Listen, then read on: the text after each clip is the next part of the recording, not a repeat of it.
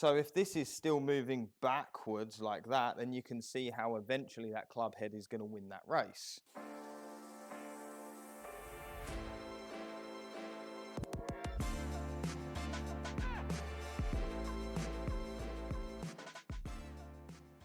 Hi everyone and welcome back to my channel.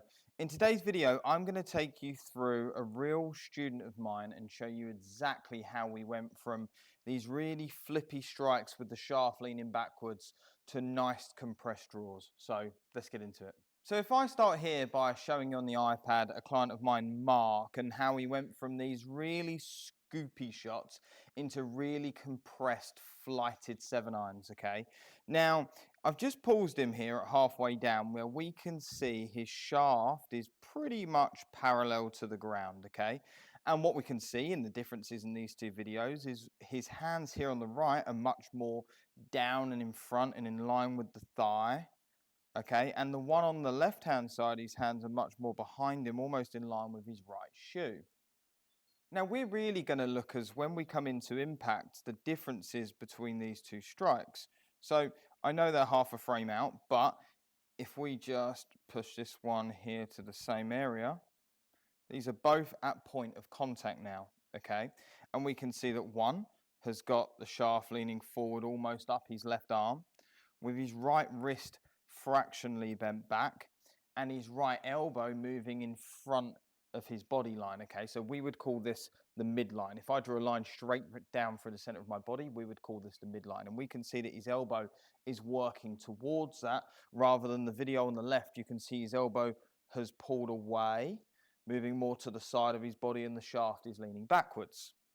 And what we're going to talk about in this video today is how we got him to move his arms more forward, have nice straight arms, and the club lengthening out the other side, producing really crispy strikes. So the first thing we explained to Mark was a little bit around the right arm and its structure and location. So if I just turn my arm upside down like this, we would call this the belly of the elbow, or the pit of the elbow, where the crease of the arm is facing up to the sky.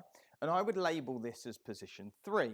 If it was to turn 45 degrees inwards, like that, I would call that position 2, and all the way inwards, 90 degrees inwards, I would call that position 3, okay, where the elbow is facing out to my right-hand side.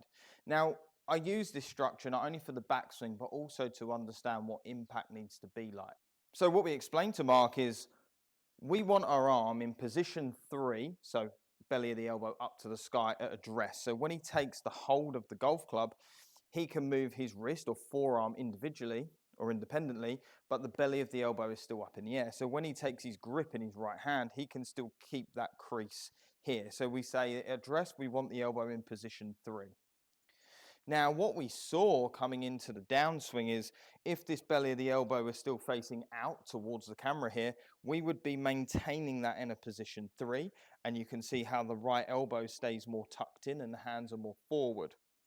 Now watch what happens if I move this into a 2, so just even 45 degrees turned inwards. So as I start to turn my right elbow more inwards, you'll see a couple of things. You'll see firstly, my arm works away from my rib cage. You'll notice that my forearm starts turning. You'll notice that if I keep doing that, then all of a sudden my elbow is further back than the club head. And of course, into impact, I would say that certainly we're looking for that to be the arm and the elbow leading over the club head into impact. So if this is still moving backwards like that, then you can see how eventually that club head is going to win that race. Okay, so we would call that going from a 3 to a 2 to a 1. Okay, that really disconnects this. And also, he was really suffering with some heel strikes. Okay, as I start to roll this from a 3 to a 2 to a 1, did you notice that the club head also started to swing outwards? So watch this again. 3, 2, 1, and the club head swings outwards. Okay, so this will also not only change the strike location, but it can certainly change the path of the golf club as well, because as this arm starts to swing out like this, you can see that that's going to really change the direction that the club travels in. So we also know by keeping our arm in this 3 position, so belly up, that I can also keep the club traveling behind me for longer until I start unloading that club head. So it even started to tidy up his backswing.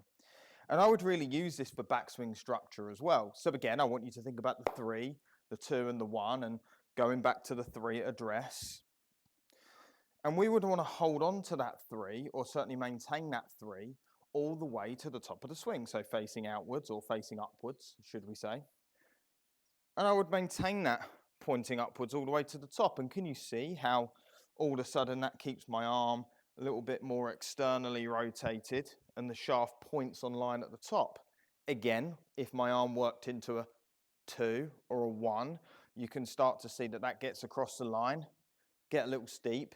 This right arm starts to come down on top of the golf club on the way down, and then it gets really messy through impact. So how we got Mark to make this change was we set him up in his position 3. We got a little bit of weight forward, like so. And we just started with kind of waist to waist swings, where put our weight forward in the 3. We kept it in the 3 to waist height. We tried to keep it in the 3 moving through impact. And then we started to rotate through the shot. Now, I know some of you are going to be thinking, well, surely that will just make me hit the ball to the right. And I will get onto that in a moment. But for now, we started to hit some shots where we kept this in the 3, so you can see my elbow is further forward. And then we started to hit some punch shots, finishing with our weight forward. So if I just show you what that would look like, he would have set this forward, put his weight forward, and just hit some small shots, kind of waist to waist, just going on that 3 to 3, okay, and making sure that he keeps that in its position at all times. And you might have noticed there that as I did this, that club came back lovely on plane to here. It wasn't steep or flary. I didn't get that crazy chicken wing at the top either. So the belly of the elbows up in the air, weight forward, and again, hip to hip, just keeping it in the 3. And I can feel that through the ball, that is so well struck because, again, as I start to keep this elbow forward, I'm able to keep my hands forward. Again, when it works into a 2 or to a 1, we get very disconnected and gappy. You can see the shaft isn't leaning forward anymore, and then I'm going to end up in this scoopy position from here. So how do we get him to release it? How do we get him to move the ball from right to left in the air? Now he's got the compression. Now we know that keeping this elbow more here is keeping the club traveling a little bit more on the inside. How do we get him to release it? And that was all down to the wrist structure and the forearm structure moving through the ball. So I'll show you here. So if I hit one more, I can now start to get that ball.